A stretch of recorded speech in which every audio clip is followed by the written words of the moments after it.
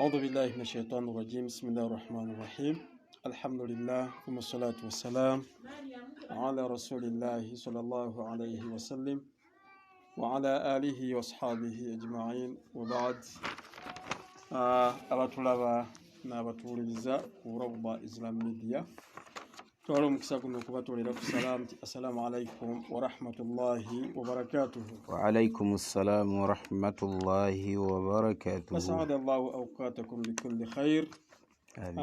Tumwebaza Allah subhanahu wa ta'ala atusobozesezza nate okuddamu okusisinkana ku lunaku lwaffe olwaleero olw'omukaaga ku pulogulaamu yaffe y'emu ey'okubeera nti twanukula ebibuuzo ebyo abatufolowinga bye muba mubuuzizza. Mu kiseera kye kimu twongera okubategeeza mu kaseera akafundafunda ke tulina olunaku olwaleero nti tulina obwetaavu bw'essimu gye tuzze tubategeeza ebbanga lyonna nga mu kiseera kino tulinawo emitwalo 78 gye tulinawo tunoonyayo emitwalo ng'era 78 katugambe awo 72 gye tunoonya biidhinillahi taala tusobole okufundikira ate omulimu ogwo atanna gwenyigiremu naye gwenyigiramu edda naye tumukubiriza okwongeramu kubanga ayongera kuteeka ku akawunti ye biidhinillahi taala. Mu kaseera kano sheekh nja kusaba obutoleyo ku basiraamu salaamu tulaba ate bwe tugenda okutambula insha Allah. Innal hamdalillah nahmaduhu wa nasta'inuhu wa nastaghfiruh.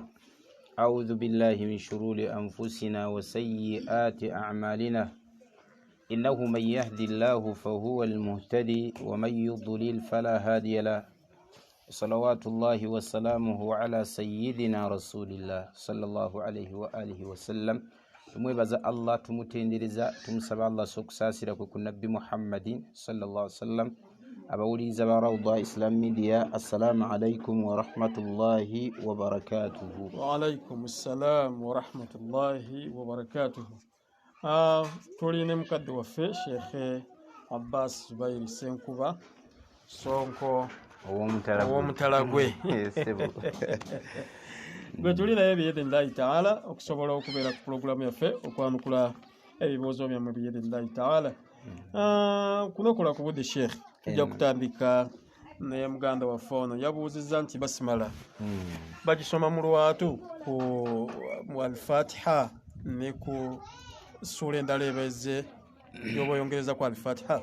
Okusoma basimala mu lwatu oba mu kyama enjawukana ziweze nga nnene okuviira ddala mu baatusookawo. Ezo ze zimu ku enjawukana ezimanyikiddwa eziri qadiman okuviira ddala mu basahaba nkadde. Naye nga khulasat alqawl tuyinza okugamba nti okusoma basimala mu lwatu abawalimu abasinga obungi ng'aba Malikiya, aba Hanabila n'aba Hanafiya balaba nti okusoma basimala mu lwatu si ye sunna. Walaba ekiri mu sunna basimala erina kusomebwa mu kyama. Amma abamadhhabu aga Imamu Shafi'i Saada Shafi'iya balaba nti basimala esomebwa mu lwatu. Bigambo byajja bingi era riwaya Ahmad eraga ekyo nti aljahru bil basmala ghayru masnuna, okubeera nga tusoma twatula basimala si kya musunna. Ate ojja kusanga nga waliwo n'abawalimu abalala abalaga nti basimala eyo tulina kugisoma mu lwatu.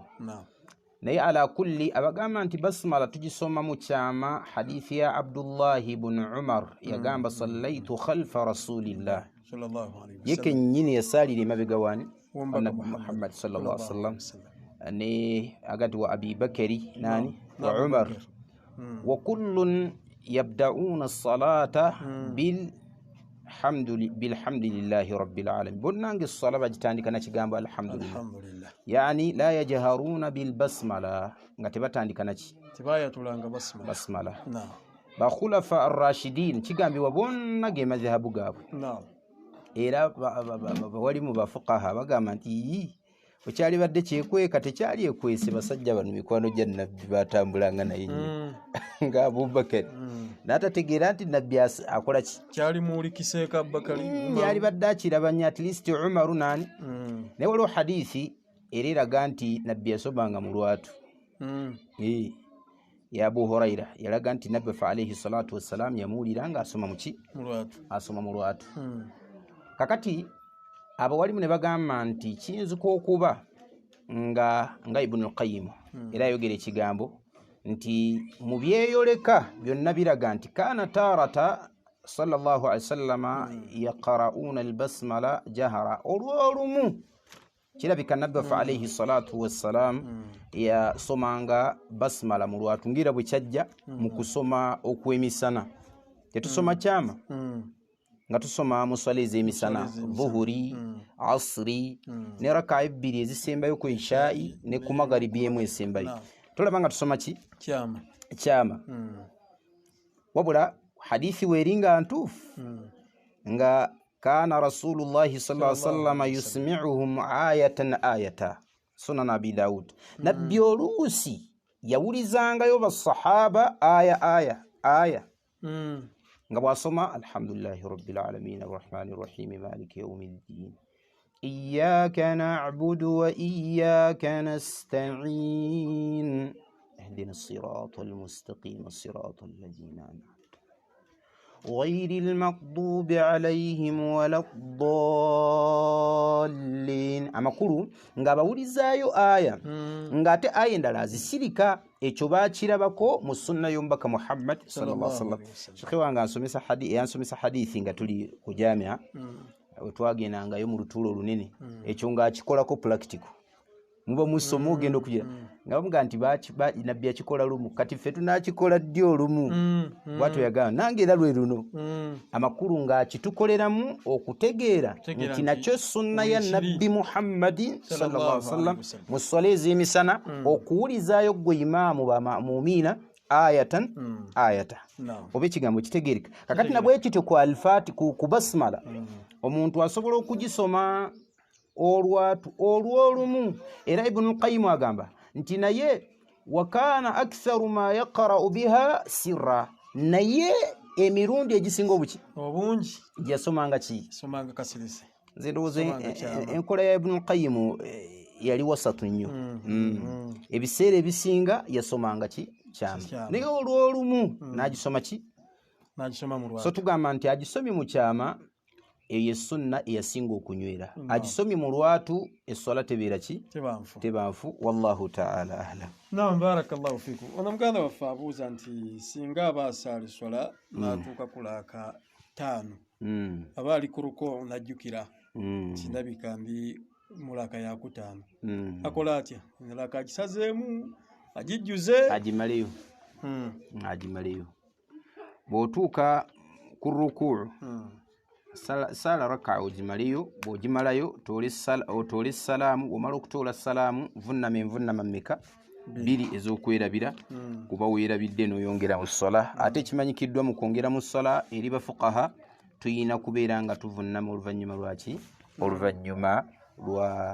lw'essola amakulu tumala kutola salaamu ne tulyoka tukola ki ate bwe tuba tukendezeza mu ssola tuvunnama qabla salaamu inda ahli ilmi wallahu ta'ala alam. Naam barakallahu fikum. Ono abuuza agamba nti abakristaayo bagamba nti okulya embizi kyenkanankana n'okulya akamyu oba engamiya. Naam. Kiri kitya kitunnyonnyole? Asi kituufu. Engamiya ow'ekitiibwa Allah tabaraka wa ta'ala yagifuula halali. Ne lwaki abakristaayo oba abayisirayiri bo tebagirya? Waliwo ensonga zaabwe. olw'ensonga nti Allah aga nti kullu ta'ami kana hillan li bani Israil emmere yonna ebyokulya byonna ebisolo biki byali halali eri abaki abaisirayiri illa ma harrama Israilu ala nafsihi okujjako Isirayiri byeyeziizaako n'abaana be bonna nga tebateekeddwa bikola ki birya mu biseera ebyo akati byebiriwa kigambibwa nti Israilu ye Yaqubu alayhi salatu wassalam usiba bimaradi Allah yamuletera ekirwadde kyali kinene nnyo nga kyamaanyi nga bw'amaanyi fanazara niyeyama naga nti inshufitu bwe naawona Allah nanzisuusa obulwadde buno saadau ahabba at-ta'ami ilayya wa ahabba ash-sharabi ilayya ngenda kulekayo ekyokulya kyensinga okwagala n'ekyokunywa kyensinga okukola ki okwagala fashufiya Allah namukola ki namusuusa Allah bwamusuusa wa kana min ahabbi at-ta'ami ilayhi luhumu al-ibil emmere gye yali asinga okwagala mu nsi nyama yaki nyama ya ngamiya wa ahabbu ash-sharabi ilayhi albanuha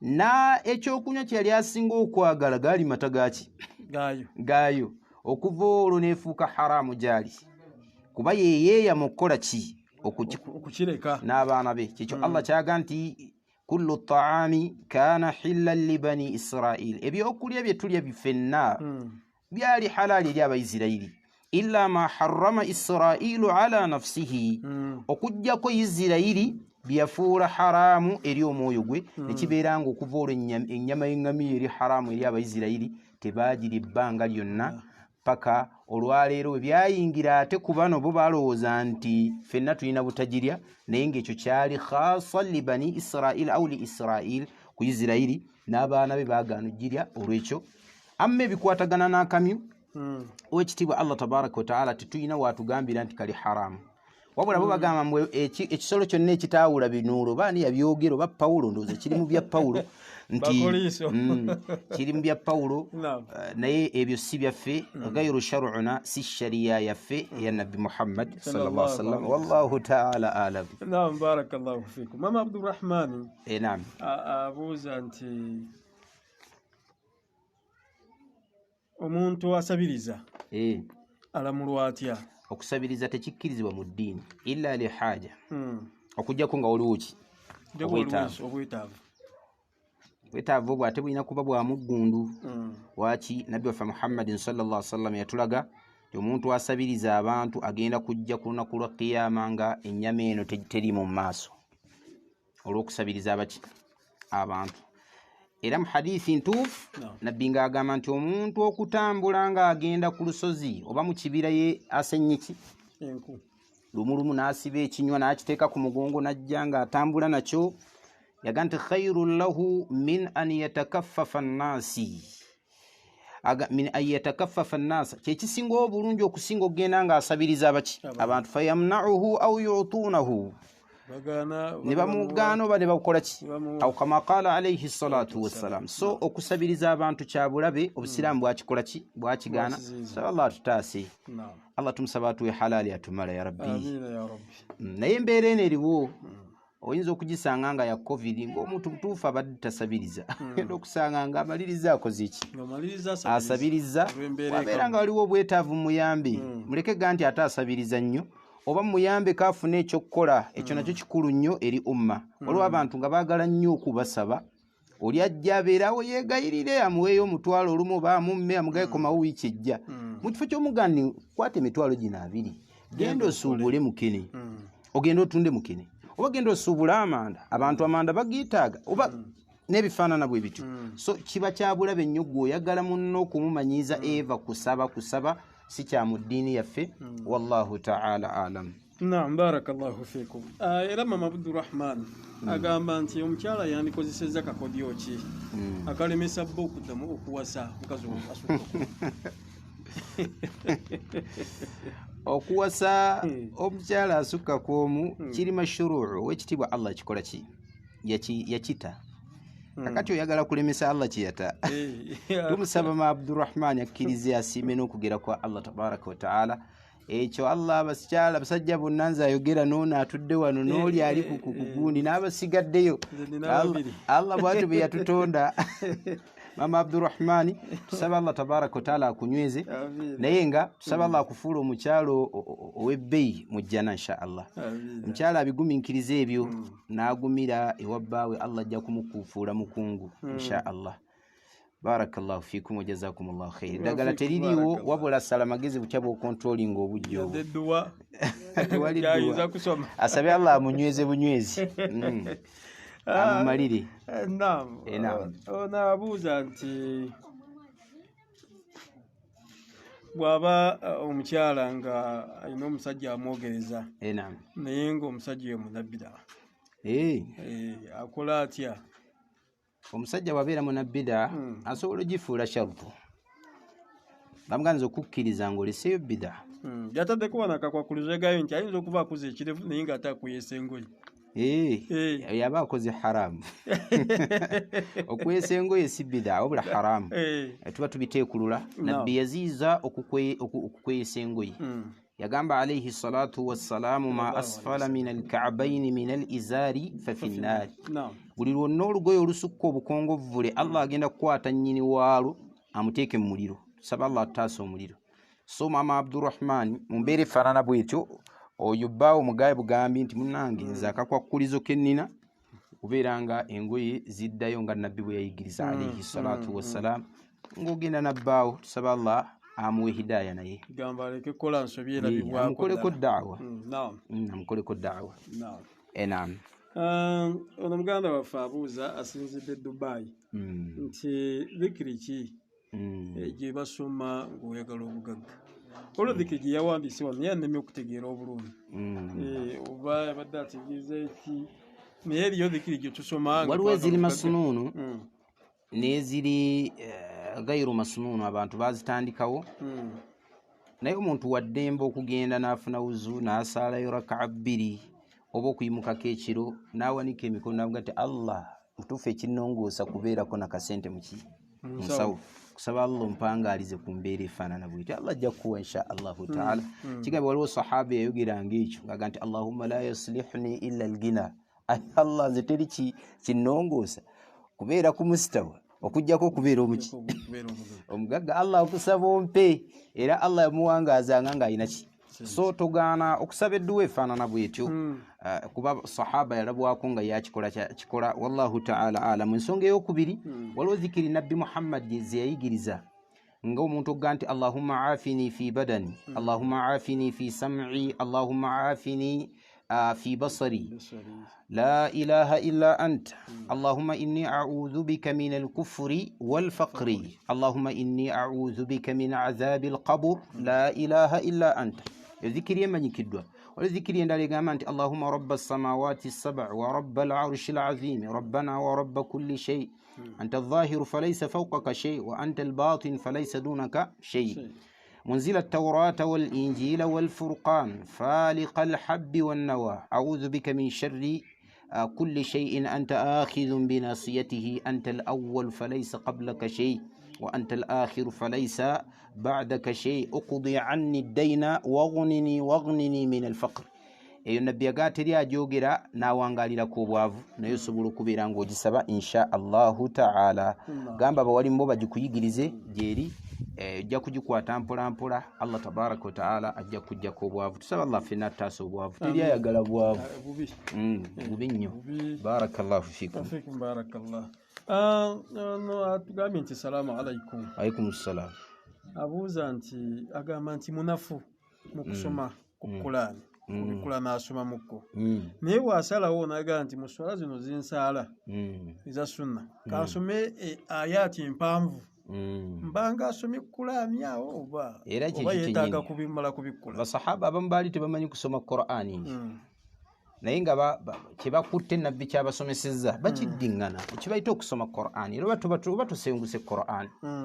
Waliwo omuntu nga yeebyokusoma bino ebyekitabo tabisobola basinga obungi oyinza okubasanga baali ba ummiyin nga tabamanyi kusoma biwandiiko kale tumugaye nti byakutte bw'aba biddiŋŋana buli kaseera batasomye Qur'ani la aba musomi waki wa Qur'ani.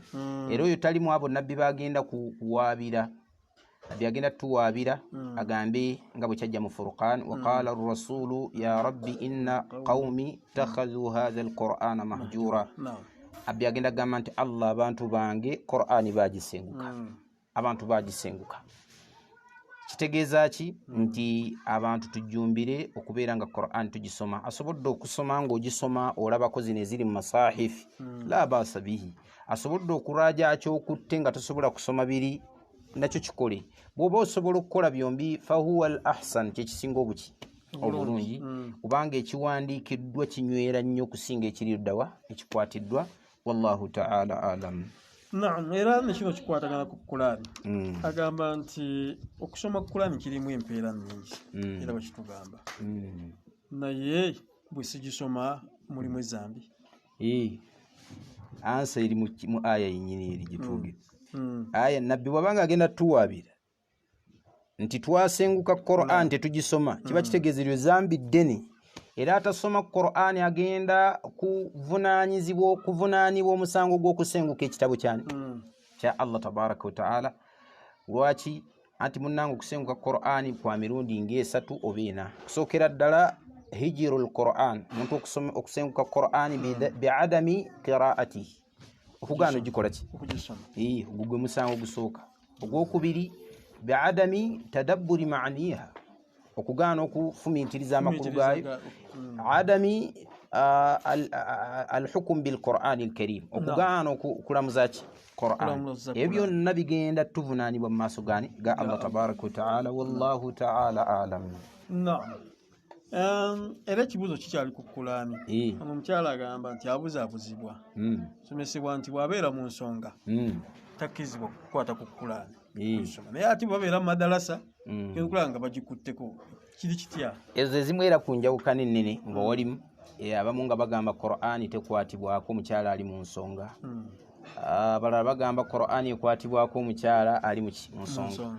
Naye okusinziira ku bujulizi bwe tulina obungi, omukyala ali mu nsonga tewaliiwo obujulizi bumugaana kukwata ku Qur'an. Olw'okuyitira kw'obujulizi obungi obulaga nti ateekeddwa kwega tewali nsonga emugaana kukwata. Obujulizi obusookera ddala kyekigambo kya nabbi waffe alayhi salatu wassalamu. Aisha yajja akaaba ng'ava mu hajji, n'amuga ti maalaki anafisti, obadde otya? Yajja akaaba amuga ti ogenze mu nsonga? N'aga nti naam. Riwaya endala yaga nti fa asharati bi ra'siha, yalagana mutwe gwe bw'ati ti naam, nti ye ngenze mu nsonga. Nabbi n'amuga nti if'ali kulla shay, buli kimu kyonna kola illa tawaf. Ekisoboka kubeera muntu ng'amala ennaku za hijja zonna nga tasomye ku Qur'an. Naye yaga nti if'ali kulla shay, buli kyonna kola illa tawaf, okujjako okwetolola ki? Eno circumambulation eno ey'okwetolola Kaaba bimathabati sala, ebeeranga bw'olabira ddala ki? Okusaala. Kubanga omuntu bwe yaligenze mu mizikiti gy'ewaffe eno n'agamba nti kansaale tahiyatul masjidi raka'a 2, bw'atuuka e Makka mu masjidi ennene ya Kaaba ky'otandikirako circumambulation eyo, kwetolola ki? Kaaba 7 ashwat, emirundi 7. Omala okugyetoola kiba kitegeeza ekiramuso kya masjidi eyo kitandikiddeko oba okikoze, kyekyo kye tutandikirako nga bwe twalitandise mu mizikiti gino egyewaffe. Then kitegeeza ki? Kitegeeza nti omukyala akkirizibwa okusoma Qur'ani mu mbeera yonna, ali mu nsonga oba tali mu nsonga. Ekyokubiri, nabbi waffe alayhi salatu wassalamu yatuma Aisha n'amuga nti genda mu masjidi ondeetere khilqa, kiwero kibeera nga kiwero oba kigoyi. Aisha n'amuga nti inni haid, nse ndi muki? Nabbi n'amuga nti inna haidataki laysat biyadik, haidu zo teziri mu ngalo zo. Kitegeeza ki? Yamuta okukola ebintu ebyo byonna. So abatugamba balina obujulizi bwekwasa, naye nga obujulizi obwo bategeera butegeere mu ngeri etali ntuufu okusinziira ku bamanyi abakugu bwe bannyonnyola ensonga eyo. Ayiga nti innahu la Qur'anun karimu fi kitabi maknuni la yamassuhu illa almutahharun, nti teriyo bagikwatako okujjako abatukuvu. Wano yali ategeeza kitaabi maknuni lawhil mahfudh, teri bagisemberera okujjako bamalayika abatukuvu. Owekitiibwa Allah tabaraka wa ta'ala be yasengejja bokka be balina okukwata kuki? Ku Qur'ani. So tugamba tutya? Tugamba nti insha Allahu ta'ala Qur'ani ey'ekitiibwa ekwatibwako bantu abatukuvu ba malayika mu aya eyo, so si ono yali ategeeza wallahu ta'ala ala si kye kino kye baali bategeeza lawhul mahfuz. Naam, barakallahu fikum. Ndowooza ebigambo ebikwatagana ku Qur'ani bannaffe bitegeerekese bulungi biidhnillahi ta'ala. Tulina mwanyinaffe Jannati abuuza nti okulunda embwa kikkirizibwa mu ddiini mu Busiraamu? Riayatul kilaabi, okulunda embwa abawalimu baakikuba baga nti tekikkirizibwa okuggyako mu mbeera ssatu. Ekyo inda alfuqaha ekisookera ddala kalbu lmashi allazi yaquumu ala hirasatiha min assibaa au min assuraq, embwa zino ezitambula nga zikuuma awaka olw'ababbi okujja okutubba oba ebisolo ebikambwe byalize ne bitukola ki bitubba ng'engo nebituluma oba ne biri abaana baffe kwaba bawangaalira naddala mu nsiko. Kati ate abawangaalira wano babbi yinza okubanga ekyalo ababbi bajja ne bayingirira abantu ne bababba, embwa batuta. Ekyokubiri alkalbu zira min almawashi wal agnami, waliwo embwa ezitambulira mu kukuuma embuzi zaffe ezirima n'ente zaffe ezirima eyo mu nsiko nga zizikuuma ku ebyo ebisolo ebyali zirumbye okuzikola ki okuzirya. Ekyo nakyo kikkirizibwa mu mbeera efaanana bwekyo. Ekyokusatu kalbu saidi, embwa ey'okuyigga. Embwa bwe banga weeri yakutuyigira, wekitiibwa Allah tabaraka wa ta'ala yatukkiriza mu suratu al-Maida nti waliwo embwa zetuyigiriza n'ogitendeka okuyigga n'egenda eyigga nga bwe kyajja mu hadith mu Qur'ani nga kituufu.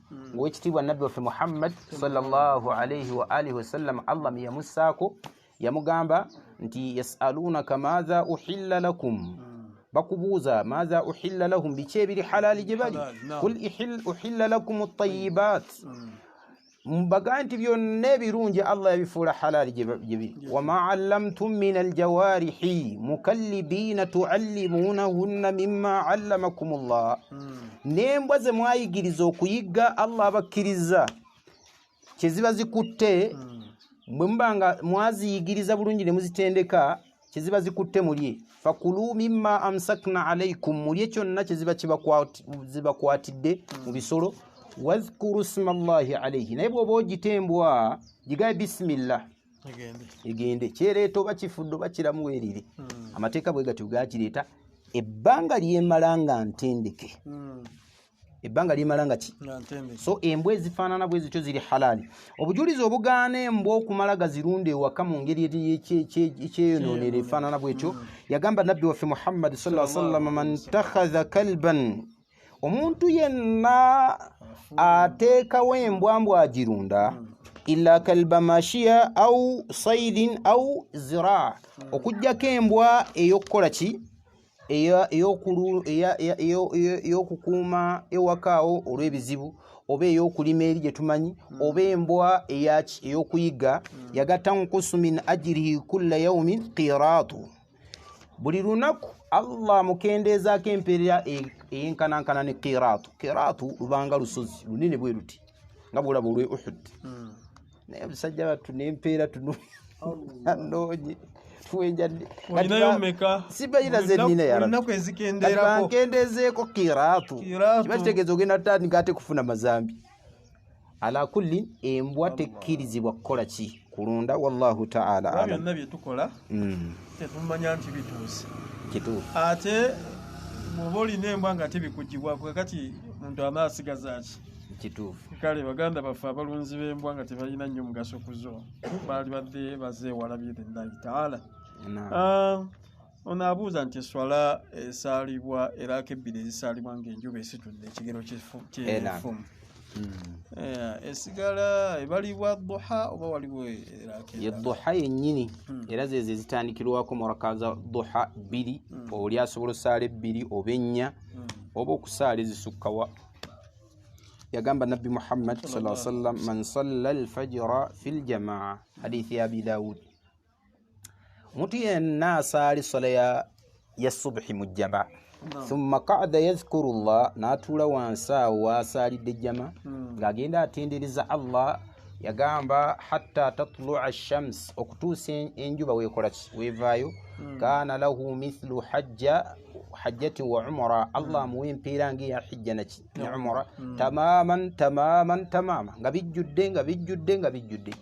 hadithi eyo abawalimu abamu balabamu illa naye nga hadithi ntuufu eraga nti nabbi waffe alayhi salatu wassalam yatulaga nti omuntu asaaliza raka za duha ebbiri nga yasadde nejjama n'atuulaawo n'alinda paka enjuba lwevaayo afuna empeera ya hijja ne umra talina buzibu ezirakaatayi duha ezisookera ddala oluvannyuma osobola okwongerako nga bwe kyajja mu hadithi ya Aisha ne ya Ummu Salama nabbi raka zesaalire wa Ummu Hani simanyi zaali 8 wallahu ta'ala alam ateekwa kubanga yasadde jamaa ayina kubanga yasadde jamaa oba agisaalidde waka oba agisaalidde masjid ayina kubanga yasadde ki jamaa so mu mbeera eno gye tulimu eya covid tugaana okubeera nga omusaalira jamaa yammwe nosigala awo paka enjuba lwevaayo nosala raka ezibbiri oyina gisaalira mu kifo wobadde wosaalidde jamaa oba bwoba otambudde osobola gisaalira ewalala mu kifo kyennyini awo kubanga nabbi yagambye thumma qaada yadhkurullah oluvannyuma n'otuula n'otenderezani kiba kitegeeza nti olina kubeerawo hatta tatlua shamsi okutuusa enjuba weekolaki wallahu taala alam. Naam, barakallahu fikum. Ono muganda waffe y'omu abuuza nti kiviira ku ki sitaani okulumba omuntu ng'aleese takbiratul ihram nemuyingira sitaani kyeyo eno kaliinu eyatondebwa nayo oba kyeyabadde ategeezaamu nti sitaani kiva ku kyokulumba omuntu obutonde bwa muntu shaitaani tekigaana kujja mu masijidi yalumu yali asaaza nabbi waffe alayhi salatu wassalam nemulaba nga awumba ki awuba omukono bw'ati awuba omukono kumbe yali ayina gyakwata bw'ati ng'atalantuka agenda agikwate ne bamugaana aga sitaani ze nendeetera n'ebirungi by'edduniya naye mbagikwatako mbadde ngenda kugibalagana mu olwaleero mukirabeko kitegeeza ki nti sitaani mu swala esobola okujja era nabbi yatugamba nti wala suddul khalala mujjeewo emyaganya wakati w'ekigere ekyo ne kya munno amakulu okiziba ne kibeera bwe kiti kubanga yatuga nti la tadau furujati lishaitan tolekaawo mwaganya eno gaapu gyolekawo guyinza okuba omwaganya sitaani wegenda okukola ki okuyita so kyabulabe nnyo era tukyewale. wallahu taala alam. Naam, barakallahu fikum. Ono abuuza nti shekhe ekijanjaalo ekisimbwa nga alina emmeeme y'omuntu y'omutima bwakinaabirako buli kumakya kiramulwa kitya? Nkola eyo bashiriku be batera bikola akola eyo sijafe kyasimbwe manju awo enkola si yafe waliwo abashiriku babikiririzaamu naddala mu Baganda n'abalala bika ebirala nti omuntu bw'abanga ayina emmeeme eya wansi asimba ekijanjaalo n'akinaabirako amaaso buli lunaku. Si nkola yaffe ng'Abayisiraamu, nkola ya kishiriku. Musiraamu tateekeddwa kugyeyisaamu. Genda wejjanjabi emmeeme, buli obujjanjabi bw'emmeeme ekitiibwa Allah tabaraka wa taala jaggera ekole ki eddeyo insha Allahu taala. Nze nina abantu bangi bemmanyi eddagala weeriri genda mu ddwaliro. Abamu ku Baganda baffe abahabbo balina eddagala lye bakuwa n'onywa. Mwannyinaze omu Allah amusiime yali alwadde ekirwadde ekyo era n'agenda bitutte emyaka ng'ebiri tebiriiwo byaggwawo dda. So tusaba Allah atutaase ffenna. Gamba ayagala okuwona kunoonyi agende wa mwannyinaze nja kumulagirirayo. Naam, muganda waffe abuuza nti mu Suratul Bakara mulimu aya zagitandikidde wakati egamba nti dhalika biannahum kanu yakfuruna biayati llah wayaqtuluna annabiyina bighayri lhaq dhalika bima asaw wa kanu ya'tadun. Ayagala kumanya nabbi ki gwe batta? Abaisirayiri battanga bannabbi bayita ba qatlatal anbiya basiba bannabbi mize gyabwe. Aya nyingi eziraga ekyo يقتلون الأنبياء بغير حق. بنبي بمتى يحيى بن زكريا بامتا بيوانا نوكويوانا انت بتا يسوع ني الله يقال الله قال وقولهم إنا قتلنا المسيح عيسى بن مريم رسول الله مبيغامبو by'Abayisirayiri baga batta Yesu Masiya mutabani wani wa Maryam umbaka wa Allah. Allah naga nti wama qataluhu Yesu tebamuttanga wama salabuhu amakulu beewaana n'okwewaana naye oyo ye Allah yambalemesa tebamutta kyekituufu era gyali ajja kukomawo Yesu Isa alayhi salatu wassalam naye nabbi amanyikiddwa gwe batta ye Zakariya waliwo hadithi nga nnafu ng'eraga nti waliwo nabbi omulala baali bamuyita Bukhtanasuru naye bamutta abayisirayiri abo ne bannabbi abalala bangi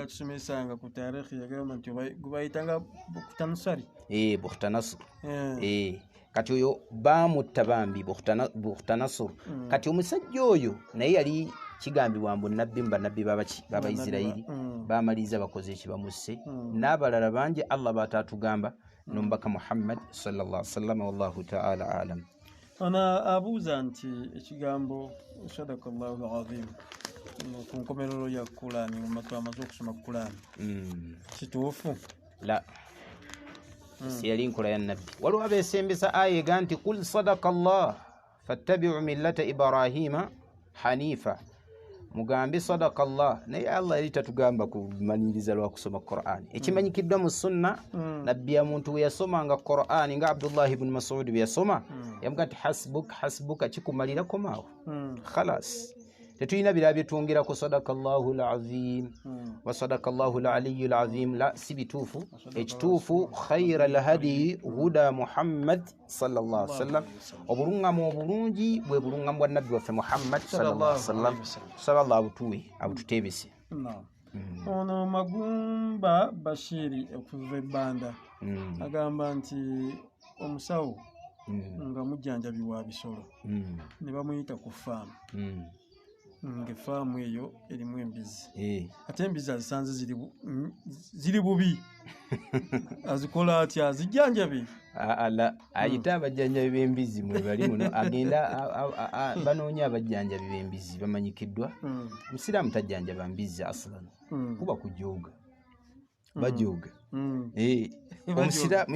Musiraamu ndo oti ate gwe nga gwojjanjaba embizi eryo liba jjogo mu bye yasomerera waliwo ababisoma abalala abatali baki kigambo kya meya nti obujoga nnyo basajjamu bajozi nabo bajozi wadde otya ku Musiraamu embizi gyatali embizi bukyafu Abasiraamu by the way embizi nagisi nga bwolaba byoli ow'omutooyi n'embizi we tukitwala mu Busiraamu eyinza n'okusingako oba esinga nawo kugamba kyenyinyalwa gye tuli kakati ate nzo nzijanjabye nagisi eri kugamba kiba kinene nnyo oba otujuzi ate sirabawo kafurusa konna nga bwe tulabye ku mbwa nti Allah yatukkiriza okubeerako nayo olw'okubeera nti tugende ate wali furusa yakubeera nambizi tulina kafurusa konna zirina kubeera eyo mu nsiko ebisolosolo ebyo manye ebisolo wakugiyamba kugijjanjaba naye wetugisanga ate mu nsiko ng'eyagala amazzi ate amateeka gatukkiriza ogiwa amazzi naye okugisanga wano mu bantu nga bagirya tetugiyamba kutuba tuyambyeko abantu okukola haramu okulya embizi Allah gye yatugaana okulya yagamba ekitiibwa Allah tabaraka wa ta'ala mu Qur'ani ekitiibwa yaga nti wataawanu ala albirri wattaqwa muyambe ku bannammwe mu bulungi ne mu kutyani wala taawanu ala alithmi waludwan toyambanga ku muntu kola zambi era toyambanga ku muntu kukola bulabe ku munne saba Allah tutasi ya rabbi barakallahu fihi barakallah so embizi bwetyo bwefaanagana Allah yagituziyiza okugirya n'okugifunamu ensimbi kale ne abaganda baffe abazijjanjaba bakirekera awo biidhnillahi taala ono agamba nti wa boda boda naye bamutikka ekifuluusi n'akitwala ewaka ekiri pakigi bulungi bagenda okisumulula nga kirimu mwenge bamusasula esente za transport era olutuuka abo abagamba mupe kashi wange agende abadde tamanyi yategedde bimaze kukola ki kutuuka wabula amalinga kwebuuzangako twala biki bino bajja mutega ebirala Allah yakigaana ekyo yaga nti mathalu alladhina humilu tawrata thumma lam yahmiluha kamathali alhimari abantu be batikka ebintu nga tebamanyi birimu balinga endogoyi yahmilu asfara endogoyi giraba yeetikka omugugu naye nga temanyi biriki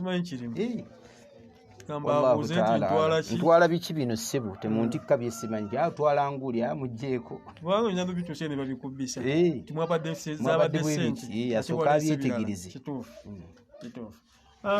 Ono agamba nti waliwo omusajja yakwatibwa n'atwalibwa mu kkomera lwakubba millions 100 naye bwe bamusiba bamusiba emyaka 7 agenda okuvaayo nga asiramuse. Sente zino alina bwe yali aziterese azijje yazikozese azizeeyo sizize yabbanzibe kino kye bamusibira muzze guli gwakubba so si kumusibira nti kyekijjeewo haki y'abantu okugikola ki okugizaayo eri haki y'abantu siye kwata haki y'abantu ogikole ki agizeeyo teri mu mukisa. Bwe gutyo bwe kufaanagana baganda baffe ensimbi ezibanga bwe ziri obukadde 10 si hakkiyo bukwate buddeyo eri bannannyinibwo. Allah abakugeredde osibiddwa ate ne riziki ogizizaayo yakola omusango gw'okubba. Kyova olaba nti omuntu okumutemako omukono tekijjaawo buli azaamaanya bwakoze ku munne. Eno haddi yo Allah yagiteekawo nti omuntu wabba bamutemako ki omukono.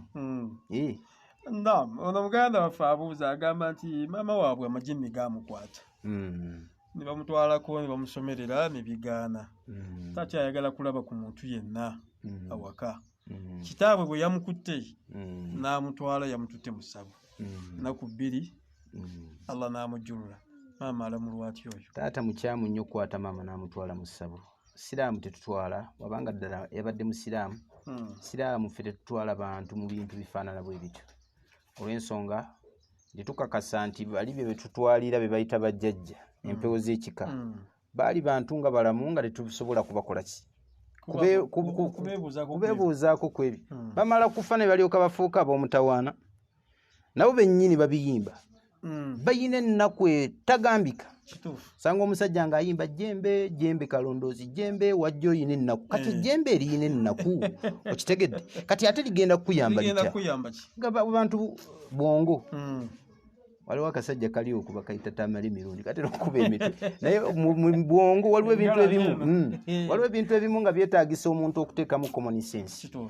Lyo kennyini terisobola kweyamba terisobola kuvaayo ne lyogerera awo nti nze nzuuno nze jembe gumu limala kulinnya ku muntu. Gwe lwaki amala ate limale kulinnya ku muntu lintegeeze byenjagala okwogera yogera ebifaana ebikukwatako ng'oli awo mu bbanga. Ekyokubiri tebajjukira munnaffe tugenda kufa tufuuke ngaabo.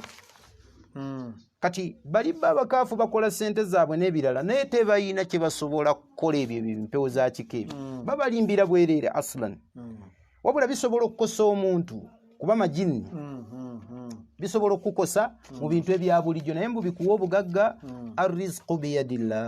Arrizqu biyadillah obugagga kye bayita okugabirira kuli mu mikono gyani akiwa gw'aba ayagadde n'akimma gw'aba ayagadde.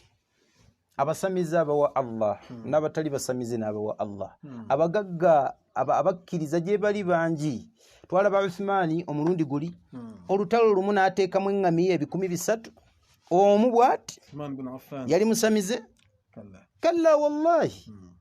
Nabwe kiti abakkiriza abalongoofu gye bali bangi nga bagagga n'abasamize gye bali lwaki nti ku duniya Allahu Rahman Allah musaasizi agabira asinza Allah n'atamusinza ate kyewunyisa ku duniya abakaafu abawa nnyo bangi baawa sanga ng'oli mukaafu Allah aga nti kul man kaana fi dalalati falyamdud lahu rrahmanu madda. Omuntu buli waggulawo omulyango gw'obubuze bukaafu Allah amusimulula ensimbi ng'afuna bangi Allah baweera mu mbeera efaanana bwetyo nga Allah tabaraka wa taala amutwaliriza hatta idha ra'aw ma yu'adun yekanga ali mu kabbuli. Kati buli oyongera obubuze n'ogaggawala tolowooza nti oli safe. Allahu akbar ogenda kwekanga oli luddawa Allah akutwaliriza. Saba Allah ekitiibwa attaasi. Amiina ya Rabbi. Faddali. Ono era abuuza nti amajini gonna makafiiri la wekitiibwa Allah tabaraka wa taala yatulaga ng'amajini gennyini geewaako obujulizi mu suratu aljinni nigaga nti wa anna minna almuslimin wa minna alqasitun minna almuslimuna wa minna alqasitun faman aslama fa ulaika taharraw rashada. Muffe mulimu abakaafu mulimu n'abasiraamu yenna siramuka oyo aba amaze okukwata ekkubo ly'obuluŋŋamu. Ejjini bwe lityo bwe lyewako obujulizi. N'amasiraamu gatawaanya abantu. Si kyangu okuggyako era nga bw'olaba mu basiraamu mubeeramu aboononefu. Sajja nga kiri awo kisiraamu naye nga kyonoonefu kizibu. Nga kitawaanya abantu.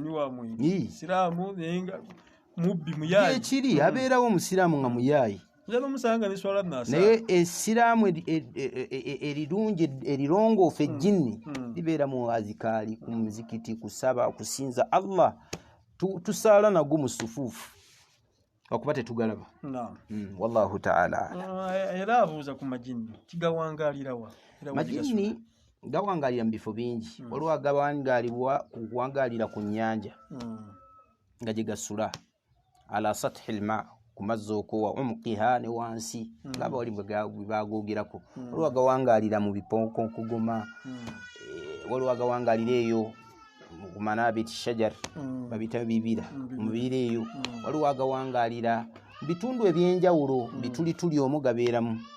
Sanga ejjini nga liri awo naffe tuwangaala nago. Waliwo amirul bait gawangaala n'abaana oluusi ge gaviirako oluusi n'abaana okufuna yaabwe ng'abo walimu abamu ku bawali bayirimu ebyo bagamba mwana akubwa yaabwe nga kijini kimutuddeku. Okiwulidde? Era kimala ne kigenda bizannyira nnyo ku baana. Waliwo agawangaalira mu ttooyi Nabbi Muhammad ge yatugamba bwe tuba tugenzeeyo tusoma ezzikiri emanyikiddwa ega nti bisimillah allahumma inni a'udhu bika min al-khubuthi wal khaba'ith. Waliwo agawangaalira eyo. So gawangaalira mu bifo bingi nga bw'olabira abantu we tuwangaalira mu bifo ebiki ebingi. Wallahu ta'ala alam. Naam, onagamba nti tugasomerera naki? Qur'an tegagala jjuulira naddala suratul baqara.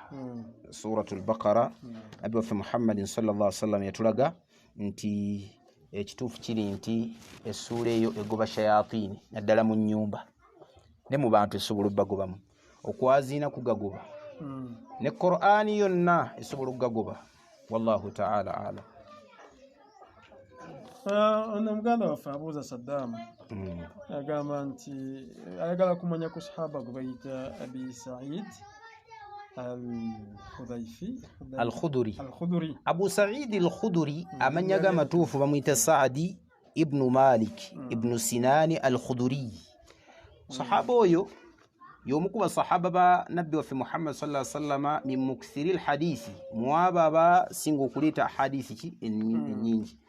Yazaalibwa omwaka gwali gwa 10 nga Nabbi tannaba kusenguka. Amakulu yazaalibwa Nabbi akyali Makka.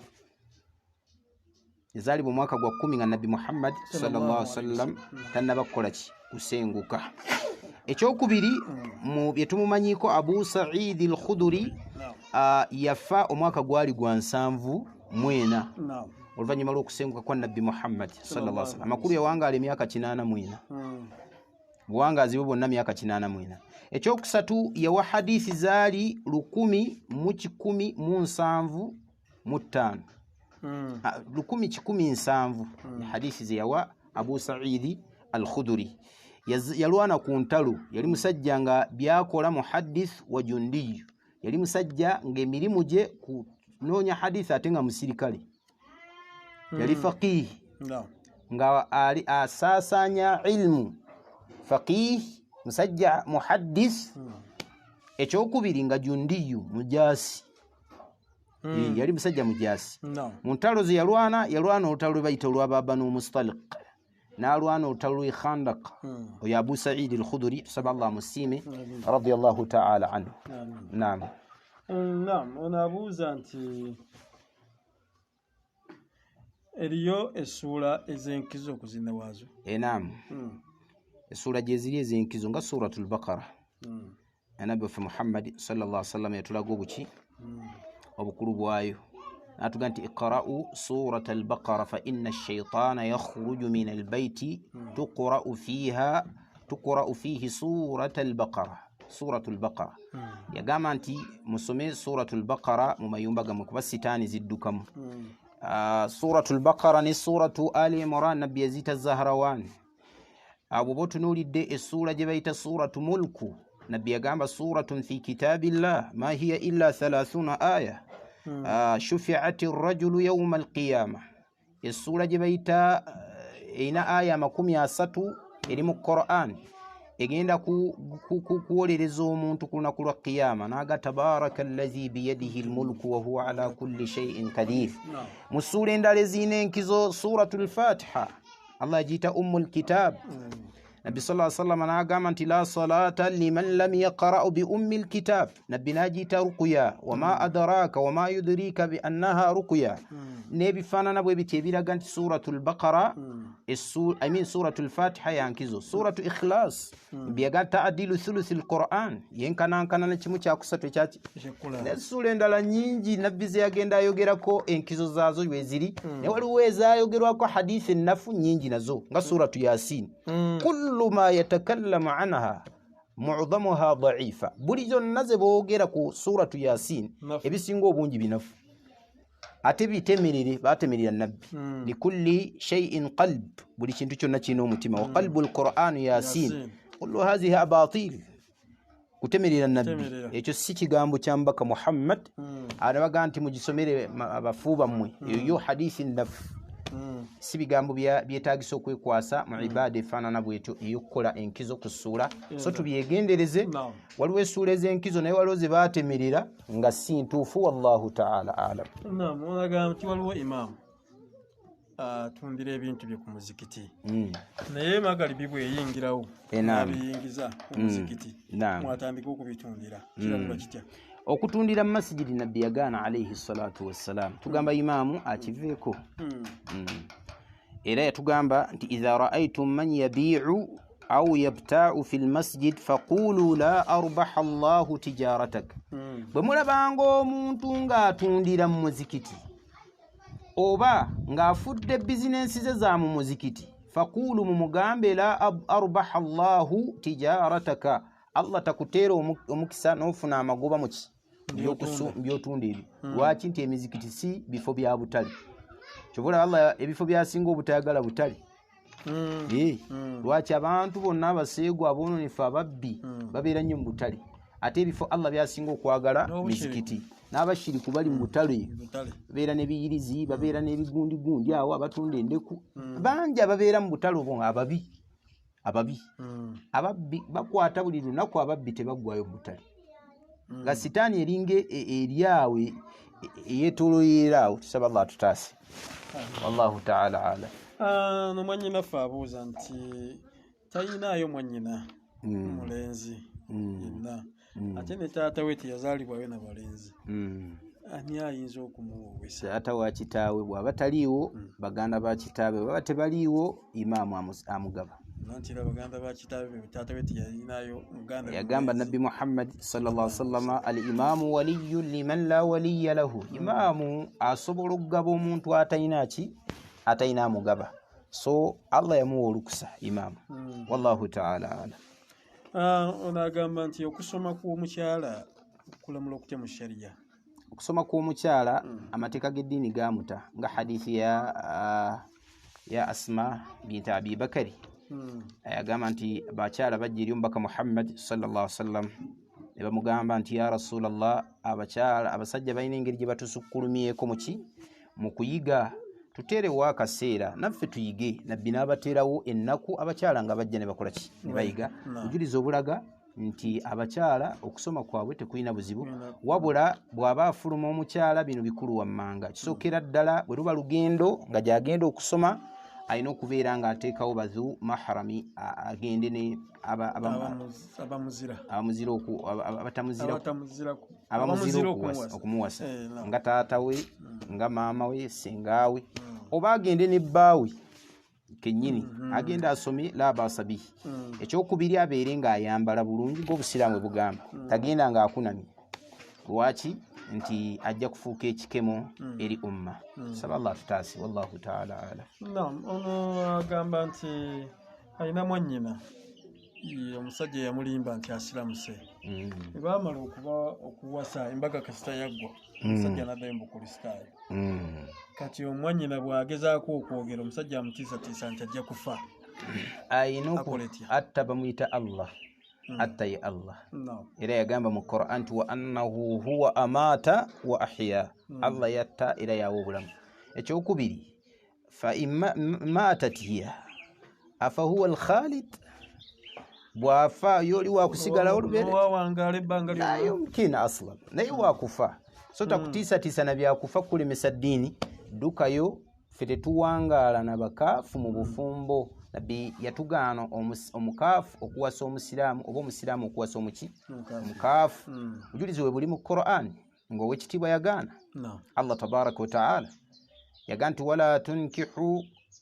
ولا تنكحوا المشركات حتى يؤمنوا ولا أمة مؤمنة خير من مشركة ولو أعجبتكم temu wasanga abakafu abashiriku kutusanga bamaze okukola kyo kusiramuka n'omuzaana nga musiraamu mukkiriza yasinga obulungi okusinga oli ne bwabanga omulaba akwewuunyisiza nnyo akwegombesa anyirira nnyo wala tunkihu almushirikina hatta yu'minu era temufumbizanga abaana bammwe abashiriku abakafu hatta yu'minu paka nga bamaze okukkiriza wala abidun mu'minun khayrun min mushrikin walau a'jabakum n'omuddu nga mukkiriza musiraamu ye asinga obulungi okusinga abashiriku newankubadde nga gw'olabanga yakusingira.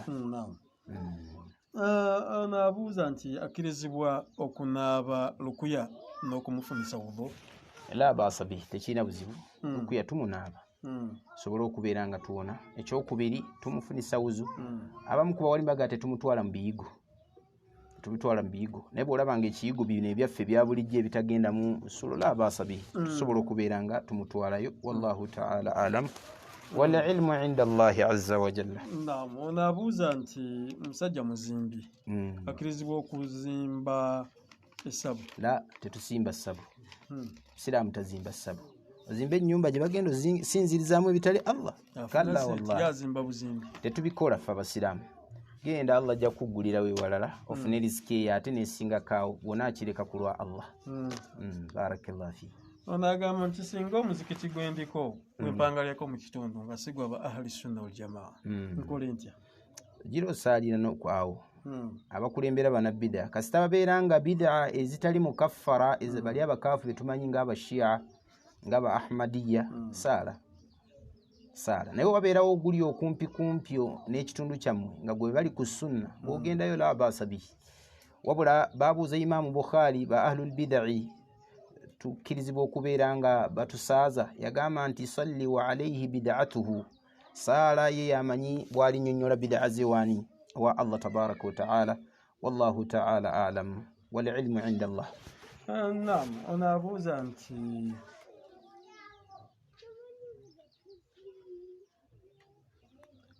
abuuza nti singa abanga swala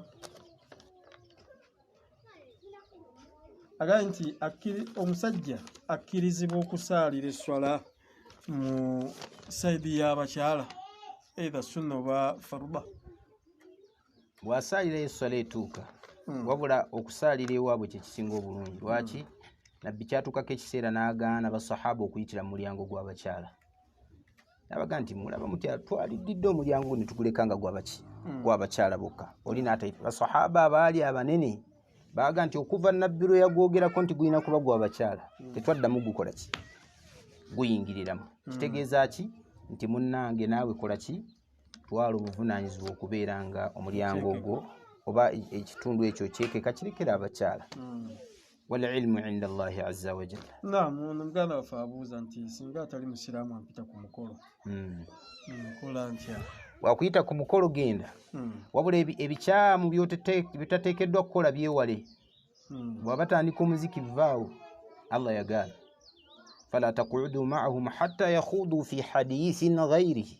Totuula nabo okutuusa nga bajjeewo music, abajjeewo haramu, bajjeewo ebintu eby'okugiregera amateeka g'eddiini. Tobikola. Buli kyomanyi nti obusiraamu bwakigaana tokikola. Wallahu ta'ala. Ekibuuzo kisembayo muganda waffe abuuza nti basaalira batya Nabbi Muhammad sahaba yagamba nti allamana Rasulullah sallallahu alaihi wasallam kayfiyata as-salati alayhi butwe tumusalira kama yuallimna surata min kitabillah au kama qala alayhi ridwanullah. Yagamba nabbi yatuyigiriza butwe tumusalira nga bwe yali tuyigiriza essura mu kitabo kya Allah. N'atugamba Allahumma salli على محمد وعلى آل محمد كما صليت على إبراهيم وعلى آل إبراهيم إنك حميد المجيد وبارك على محمد وعلى آل محمد كما باركت على إبراهيم وعلى آل إبراهيم إنك حميد المجيد إنه أفضل الصلاة على رسول الله okusalira okukyasinza okubeera okwenkizo nga tusalira omubaka Muhammad sallallahu alaihi wasallam era okusalira kwonna okusigadde kugoberera okwo naye afdalu salati ala rasulillah inda jumhuri ulama oyo muntu ogga nti allahumma salli ala Muhammad ta salatu ibrahimiyya yekyasinza okuba yenkizo so ayagala okusalira nabbi singa kukozesa eyo wallahu ta'ala a'lam wa barakallahu fikum wal ilmu inda Allah waliwo akantu akatalekeka waliwo muganda waffe ku bye twasomesa omulundi ogwayita yaleeta omudakhala ku kigambo kya Sheikh Ibn Baz alayhi rahmatullah ku bifaananyi nti Sheikh yamala n'ataraja akituufu biri ebigambo bye twayogera ebya Sheikh Ibn Baz byali byemabega nga Sheikh agamba nti ebifaananyi bya vidiyo nabyo tubibalira mu biki bifaananyi naye yagamba Ibn Baz niwe bibeera nga bya taalimu muganda waffe oyo tumweyanza nnyo Abdul Fattah Matovu yamundeetera twogera naye bambi nayingirawo nawabula twebaza okuwabula ku muganda waffe barakallahu fikum Sheikh Ibn Baz yamala nakkiriza ebifaananyi bya vidiyo okubeeranga bibeeranga byakusomesa n'abawalimu bangi abaabita era nange mu musomo ogwo nagamba nti nange ye kawulu yange ku muntu agenda okukola ki okusomesa abantu bamukwata ku vidiyo kikkirizibwa okubeeranga olw'ensonga nti mulimu message egenda okutuuka eri abantu tewali buzibu wallahu ta'ala alam. Naam, barakallahu fikum wa jazakumullahu khair. Tumuyanziza Sheikh Abbas Zubairi Senkuba Sonko ow'Omutalagwe ne programu yaffe ey'okwanukula ebibuuzo netubeebaza mwenna netutambula nammwe n'abatuwakka sente akakwatagana ne essimu yaffe tubeebaza barakallahu fikum saba Allah abasiime abagulirewo tubakakasa nti maana kasamalu min sadaqati ensimbi tezisobola kubeera nga zikenderewo ekimuwaddewo Allah tabaraka wa taala ajja kubongera saba Allah abongere fenna tusaba Allah atwongere ya rabbi buli yenna ataddemu barakallahu fikum jazakumullahu barakallahu kamera tubadde ne muganda waffe Lukman Mugerwa ateekateeka okuwasa mugole tubbi Allahu akbar mbege yengedde insha Allah ta'ala Allah mtuwere omukisa twongera okubakubiriza tugende mu maaso n'okulaba Rawda Islam Media naye bakadde baffe baganda baffe baba tufolowinze bw'owulira mu illa yonna kikulu nnyo okubeera nga tuwabuligana buwabuliganyi so ng'ate tukozesa mukisa gwakubeera nti tuladda kuzzaayo bubi so tuli basanyufu n'okubeera nti tubaako ebituwabula nga naffe tumanyi bulungi tuli mu abo abatonde mu bitonde by'owekitiibwa Allah subhanahu wa ta'ala. Mutabani wange Mudashiru Kawoya Mudashiru Kalule ali Dubai ngamba abeerako nnyo kutumidde Bilali Mulumba waawo naawe watugambye nti obeerako nnyo سبحان الله سبحانه وتعالى أبا ويمو برونجي آمين وبارك الله فيكم وجزاكم الله خير وكثر من أمثالكم سبحانك اللهم وبحمدك أشهد أن لا إله إلا أنت أستغفرك وأتوب إليك السلام عليكم ورحمة الله وبركاته. السلام